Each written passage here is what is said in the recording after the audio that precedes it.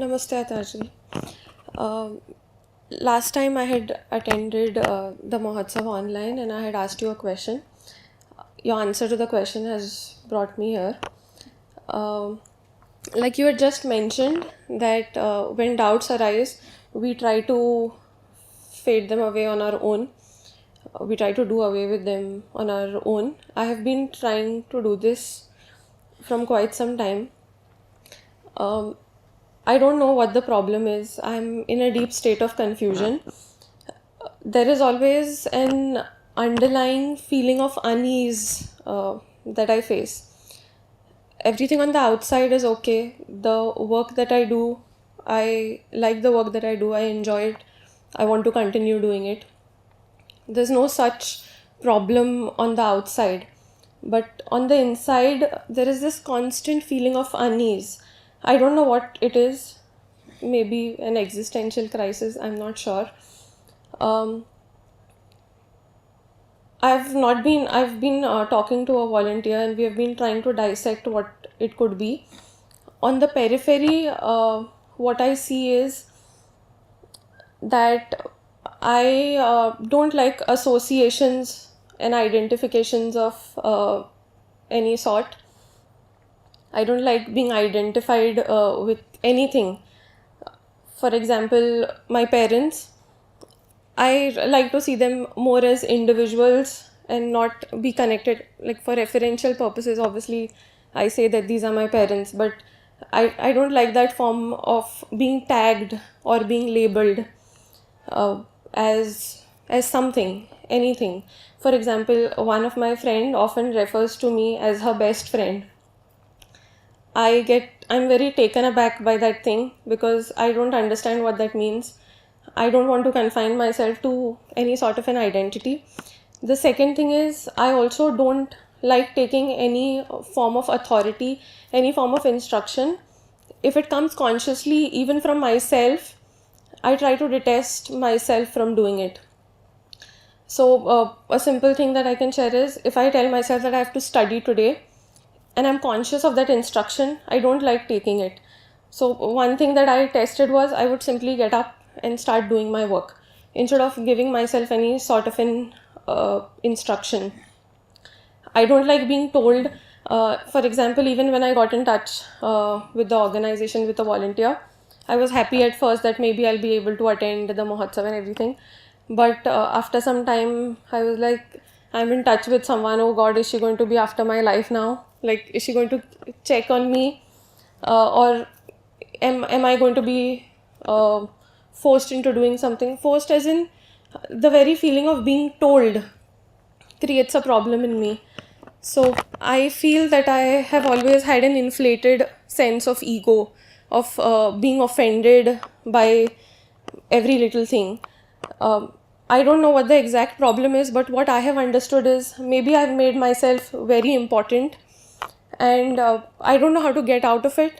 Sometimes I feel like maybe I need to be just scolded and humiliated at your hands at once so that I come down off that pedestal and get back to life, because it is creating a lot of stress in me. Every act of doing, it is also reflected in my body. I have seen many doctors. I'm facing from something called as excessive water retention and bloating. So whenever I get stressed, it reflects in my body. It takes me time to forget myself and come back to reality. I think my own personality is overpowering me so much. And this time I'm getting scared as I ask this question because I know I am the problem, but I know that I need to let my guard down and let you help me in some sense. Why should I scold you at a time and place of your choice? I'll do that when you least expect it. So for now, let me disappoint you.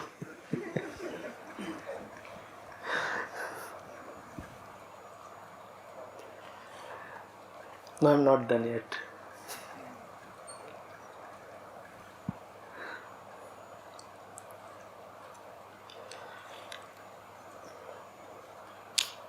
See, it's alright, it's a great thing to not to be submissive to authority. In fact, as a person, when you say that, I so very much resonate with you. I've been exactly this kind of person. At the same time, I don't want to yield to authority for my own good, right? Things must have a reason. One doesn't needlessly bow down because that would be detrimental to one's interests. It's not merely a matter of the ego's whims. I don't want to be submissive. If I am submissive, that would hurt me. Hurt me not in the sense of feelings, but in the sense of my real interests.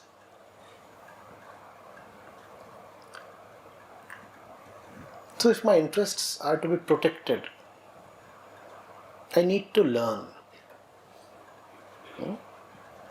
I don't need to kneel down, to prostrate. Nevertheless, I do need to learn.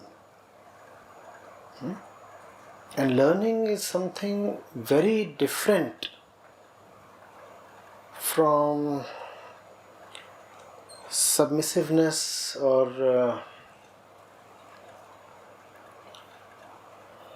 a prostration or whatever. There are words galore. Right? Don't we want to learn? And I readily empathize when you say, why not learn on one's own? Obviously. Let's give that one try, 2 tries. Let's try that the first thing. Why go to someone before making ample effort on one's own? Because if you haven't tried on your own,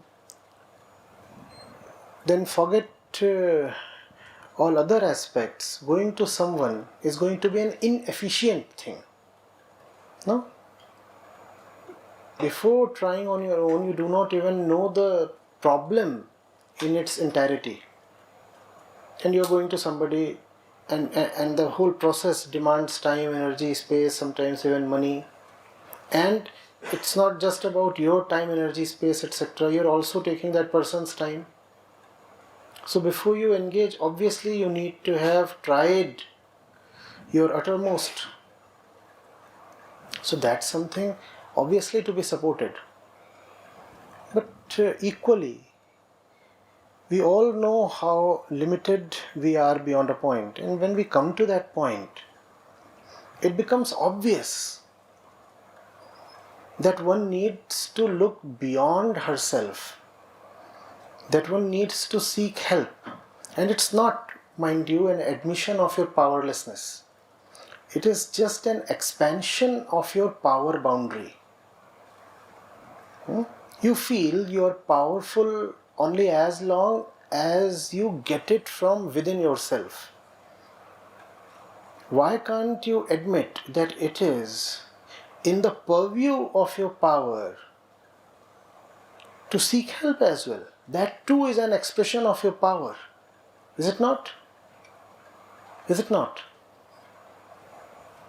But that thing has to be exercised only after you have exhausted all your inner and available resources. Then you go to the next level to exercise the other quality of power, which is seeking help. Right? Just be discreet in seeking help and be very honest in seeking help. There is nothing ignoble about seeking help, as long as you have first done the best you could. Okay? In fact, why even say help? I mean, you can have a word of your choice. If help sounds a bit demeaning, you could say consultation or discussion, or whatsoever is the going jargon these days.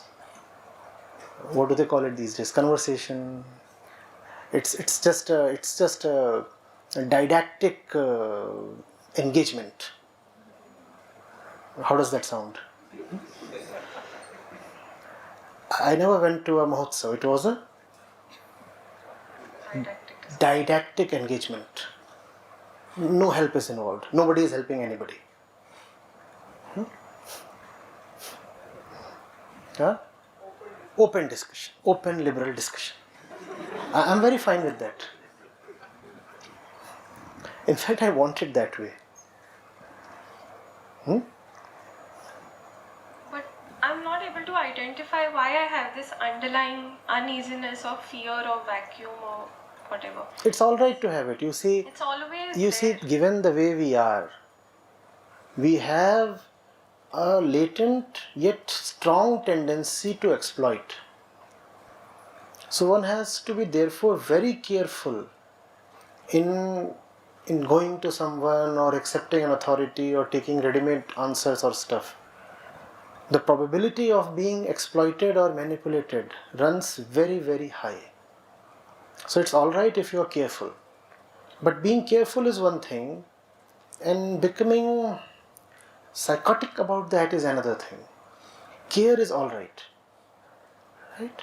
The kind of world we have, the kind of history we have, and the kind of bodily constitution we have, it makes sense to be apprehensive. What I was trying to say is the feeling of uneasiness, or I don't know a word to put it, is not necessarily related to this. I feel it is always there in the background. No matter what I'm doing, it's always there. I forget it for some time, but then when Exactly with respect to that, with respect to that, I'm talking of help. That feeling is there. You want to get rid of it? You have tried on your own. Now, with respect to that, I'm talking of help. I have another question.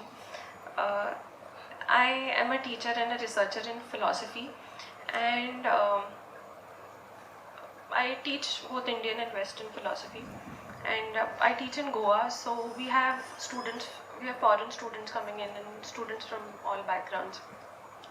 So what I try to do is I try and formulate a link between Indian philosophy, basically Upanishads and Vedanta, with also the Western thinkers, because students come with a certain sort of a bias towards Western philosophy. They tend to ignore Indian philosophy because they feel there's been no development in the last many years. What I try and tell them that there is no contemporary issue as such, because the issue of human consciousness is maybe the primary issue, and I look at Socratic thinkers, post-Socratic thinkers, even later philosophers like phenomenologists have spoken of an underlying unity or something called as a transcendental ego, etc. And I try and form a link between both. I have also taken this as my project for PhD, because I feel unless we bring all systems together, it's difficult to bring a sense of unity. What I see is, or would it be okay to say that wherever there is a rise of human consciousness, or wherever someone has tried to understand the nature of human consciousness correctly, he will always say something that is similar or that is in close sync to the Upanishads, though he might not be necessarily getting it from the East, or he might not necessarily have gone to it. I'm not trying to propagate this, nor am I trying to do this on my own for myself, but just to bring about a link so that it is easier to seek Vedantic wisdom for students. See, two things can be linked only if they belong to the same plane. What you call as Western philosophy, including the ancient Greek philosophy, It is a product of thought. You think and then you come up with something. Vedanta, instead of being a product of thought, instead of being downstream in the flow of thought, goes right to the source of thought upstream. Now, how do you link these two? Vedanta takes thought as just thought, and all the divisions within thought are discarded with a disdainful swipe of hand. Means nothing. So all the different kinds of philosophies that you have, they are all bundled into one as waves of the mind.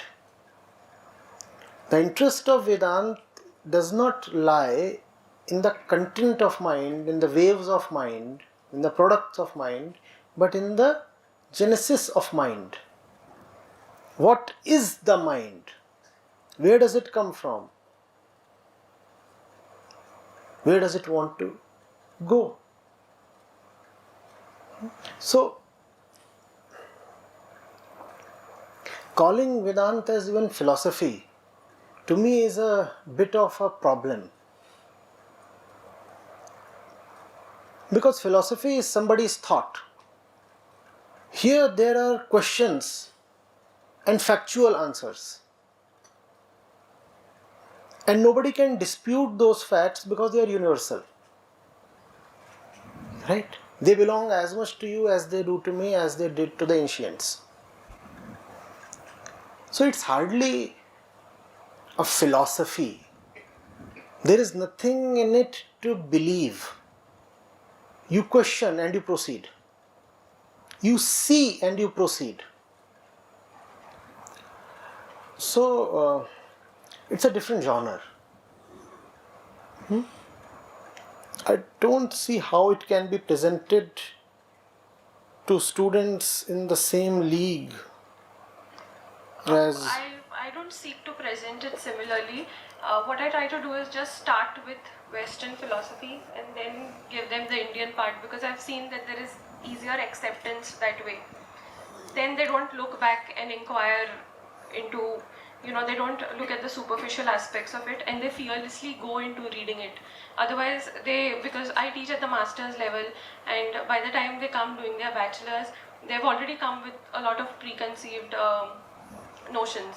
So I repeatedly have to seek the help of Western philosophy. Even while teaching Buddhism, I made a statement in class one day saying that basically what Lord Buddha is talking of is Upanishadic wisdom. The whole class came up to me saying that the beauty of Buddhism is that it rejects the Vedas. So what I was trying to say is, these are pretty ignorant students. Yes. So, where do you get them from? How did they clear their last grade? Basically, no one wants to take philosophy. Those who are taken nowhere come in. And they come with all kinds of things, like Shankaracharya has been propagating untouchability and things like that. It takes almost a year to get all this out of their minds, and I have only 1 year left because they obviously don't make careers in philosophy. I make an effort to keep them. I form WhatsApp groups and keep on sending them readings. So this is one way that I found to keep them engaged.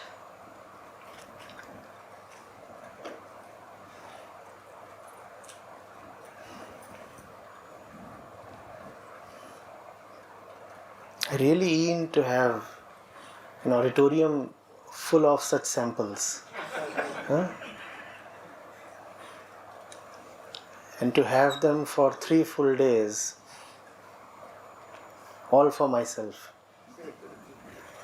with the doors locked from outside. And there's another problem that I face while going through Vedanta. One is that the class is divided into 2 groups. One, those who have accepted Advait, they accept Shankaracharya completely. And then they say that the later thinkers who propound Vishisht Advait, Dvait, Shuddha Advait, everything is nonsense, and they don't want to attend the rest of the classes.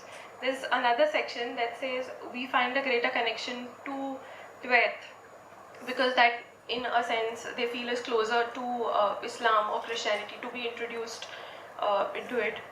And then I don't know where to find a middle ground. Maybe that's coming from my own lack of No, understanding. you don't need to find a middle ground. See, the thing is, there is Vedanta, right? And the ego is a fractured thing. We call ourselves Prashant Advait Foundation and all that. But duality, Dvait, is a fact. It depends on where you're looking at the thing from.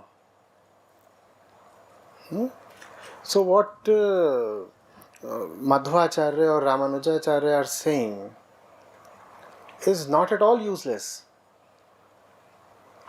It is very much useful. It depends on the subject. There is a state of the subject in which duality is definitely the fact. There is another state in which transcending duality becomes much more important. So, all these interpretations of Vedanta, they all have value depending on where the reader is standing. None of them by themselves are the truth. It depends on you. They are all useful depending on where you are. It's just that the Western education makes you think in objective terms. You think of contrasting this philosophy with that, raising this versus that, without bothering to see that it is all with respect to you. It is not that versus this. It is all of that versus you. Now this inner orientation is almost completely missing in the West, irrespective of how high-flying the philosophy or the philosopher is. It becomes so tempting for the philosopher to totally forget that whatever is being said in the perspective, in the frame of reference of the ego. And that's what Vedanta brings to the table. The most fundamental fact that all is when you are. All is to the one you are.